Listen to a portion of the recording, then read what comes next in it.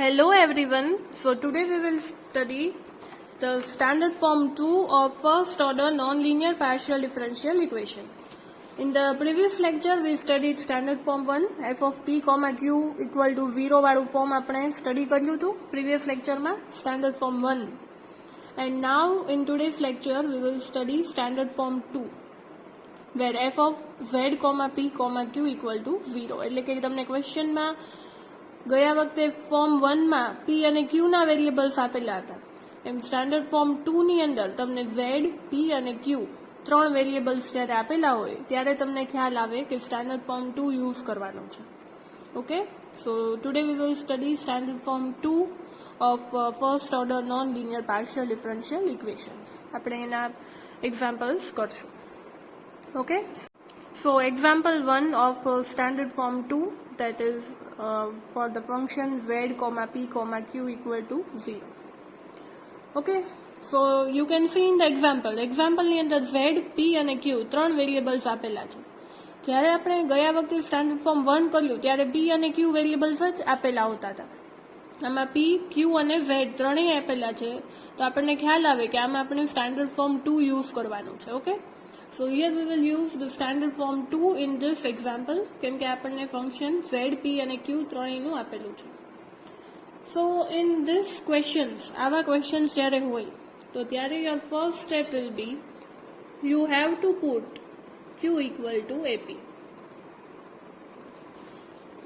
z square into p square z square plus q ની જગ્યાએ શું પુટ કરવાનું છે? ap. So that is equal to a square p square equal to 1. Okay, જ્યાં પણ q છે ત્યાં તમારે ap પુટ કરી દેવાનું છે. So you will get z square into p square z square plus a square p square equal to 1. કેમ કે અહીંયા આપણે q છે ત્યાં ap પુટ કર્યું છે. ઓકે, હવે જો હું આ બંનેમાંથી p સ્ક્વેર કોમન લઉં તો p સ્ક્વેર કોમન લઈએ તો શું આવશે? z square plus a square equal to 1. હવે p ને સબ્જેક્ટ બનાવવાનો છે તો શું થશે? 1 by z square into z square plus a square.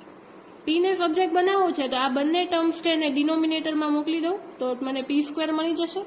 p square equal to 1 by z square into z square plus a square.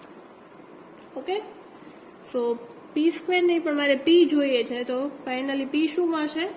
z under route z square plus a square. તો જ્યારે પણ standard form 2 નું example હોય તો ત્યારે first of all તમારે p find કરવાનો રહેશે.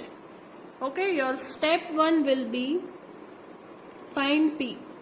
અને p તમને કઈ રીતના મળશે તો કે q ની જગ્યાએ તમે ap પુટ કરશો ક્વેશ્ચનમાં, q ની જગ્યાએ ap પુટ કરશો તો તમને p મળશે. So your step 1 will be you have to find p by putting q equal to ap. q equal to ap ને પુટ q છે ત્યાં ap પુટ કરશો તો તમને p મળશે. ઓકે, આફ્ટર ધેટ હવે એ તમને મળી જાય પછી શું કરવાનું છે? આ ફોર્મ્યુલા યાદ રાખવાની છે. dz equal to p dx plus q dy. So this is your step number 2. તમને જેવું p ફાઇન્ડ થઈ જાય પછી તમારે ડાયરેક્ટલી આ લખી નાખવાનું છે સ્ટેપ 2 માં કે dz equal to p dx plus q dy. And again q છે તો ap છે, સો પાછું q છે એની જગ્યાએ ap પુટ કરી શકું. સો pdx પ્લસ ap dy અને પછી હું p ને કોમન લઉં આ બંને ટર્મ્સમાંથી તો શું આવશે? dx પ્લસ a dy અને અહીંયા dz તો છે જ તે. ઓકે, હવે જે તમને p ની વેલ્યુ મળી છે આ p ની વેલ્યુ તમને જે મળી છે અહીંયા પુટ કરી દેવાની છે. આ p ની વેલ્યુ અહીંયા પુટ કરવાની છે. બધામાં આ સ્ટેપ કોમન જ આવશે કે તમે dz લેશો પછી q ની જગ્યાએ ap પુટ કરશો એટલે p તમને કોમન નીકળશે જ બધામાં. તો એ તમને જે સ્ટેપ 1 માં p મળ્યો હોય એ p તમારે અહીંયા પુટ કરવાનો રહેશે. બધા સ્ટેપમાં બધા એક્ઝામ્પલમાં આ સ્ટેપ કોમન જ આવશે. ઓકે, તો શું થશે? dz ઇક્વલ ટુ p જે આપણને મળ્યો છે એ પુટ કરી દઈએ તો it will B z square plus a square into dx plus a dy તો છે જ તે. ઓકે, હવે આ છે હું એને અહીંયા લઈ જાઉં તો શું થશે? z into z square plus a square dz equal to dx plus a dy. Okay, હવે ઇન્ટિગ્રેશન કરવાનું છે, integrating both the sides. Integration જ્યારે તમે કરશો તો જુઓ તમે z² પ્લસ a² નું ઇન્ટિગ્રેશન, એટલે કે આનું ડિફરન્શિએશન અહીંયા થતું હોય તો આપણે ડાયરેક્ટલી આ ટર્મ્સનું ઇન્ટિગ્રેશન કરી શકીએ. તો z² નું 2z કરવું હોય, z² નું ડિફરન્શિએશન શું થશે? 2z. ઓકે, તો મારે અહીંયા 2z કરવું હોય તો આ ટર્મને હું 1/2 થી મલ્ટીપ્લાય ને ડિવાઈડ કરું તો અહીંયા 2z આવી જશે. So what I will do, z² plus a², આ અંડરરૂટ છે ને બદલે 1/2 લખું છું, અને અહીંયા 2z લાવવું છે એટલે હું ડિવાઈડ એન્ડ મલ્ટીપ્લાય બાય 2 કરું છું. Okay, divide and multiply by 2 કરીએ છીએ આપણે. શું કામ? કેમ કે z² નું ડિફરન્શિએશન 2z થાય તો ડાયરેક્ટલી આપણે આનું ઇન્ટિગ્રેશન કરી શકીએ. Okay, equal to dx plus a dy નું પણ ઇન્ટિગ્રેશન કરવાનું છે.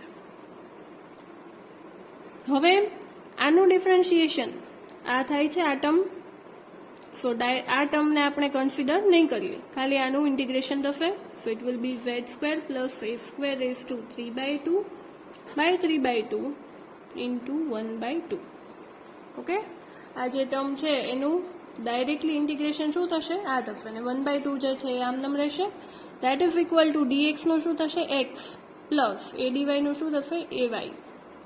પ્લસ તમે કોઈ પણ કોન્સ્ટન્ટ એડ કરશો, ઇન્ટિગ્રેશન છે એટલે c b m કોઈ પણ એડ કરી શકો. Okay, so we got this term.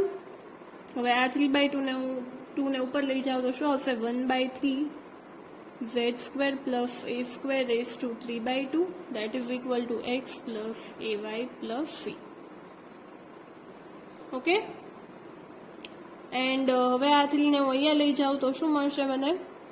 z² plus a² raise to 3/2 equal to 3 into x plus ay plus c.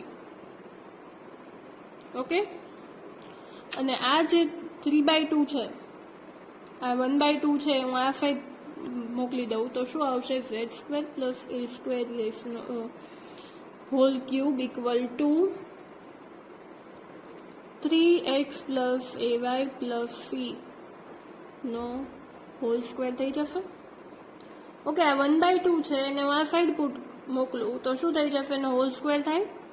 તો that is equal to z² plus a² cube equal to 9. 3 નો square શું થશે? 9 into x plus ay plus c whole square. So this is the complete solution of given question. This is complete solution of given equation. Okay, તો આ રીતના કોઈ પણ example છે standard form 2 નો હશે તો આવી રીતના સોલ્વ થશે.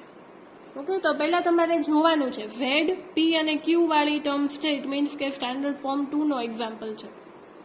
પછી તમારે q ની જગ્યાએ ap પુટ કરી દે, q ની જગ્યાએ ap પુટ કરીને p ની વેલ્યુ ફાઇન્ડ કરવાની છે.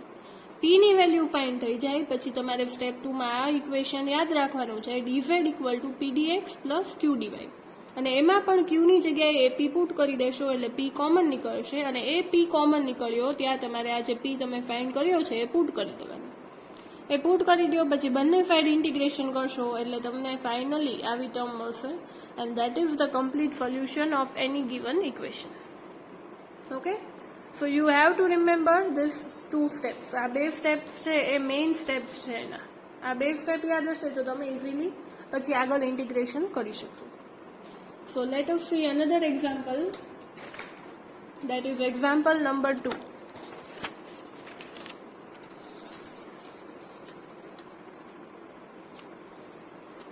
Solve p into 1 plus q equal to qz.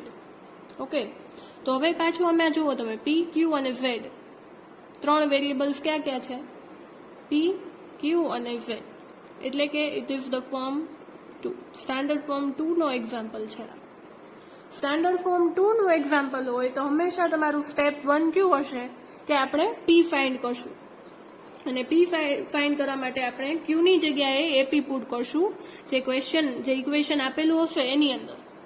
Okay, so putting Q equal to a p, Q equal to a p put કરીએ ઇક્વેશન 1 માં, તો શું થશે? P 1 plus a p equal to, અહીંયા પાછું ક્યુ છે ત્યાં એપી આવશે, a p z. So 1 plus a p equal to a z. બંને સાઈડથી આ પી કેન્સલ થઈ જશે.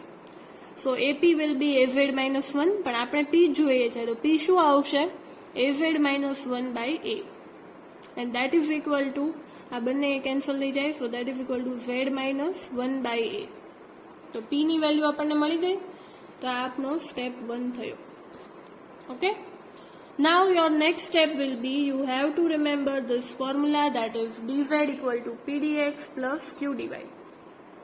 Okay, dz equal to pdx plus qdy યાદ રાખવાનું છે, અને q છે એની જગ્યાએ ap પુટ કરો, પછી એમાંથી p કોમન લઈએ તો શું આવશે? dx plus a dy. અને આ p આપણે જે આપણે ફાઇન્ડ કર્યો છે, p જે આપણે ફાઇન્ડ કર્યો છે એ p આપણે અહીંયા પુટ કરવાનો છે, તો શું આવશે? z minus 1 by a into dx plus a dy. એટલે આવી રીતના લખી શકું, એ ઝેડ માઇનસ 1 બાય એ, અને આ એ છે એને આ સાઈડ મોકલી દઉં, તો શું આવશે?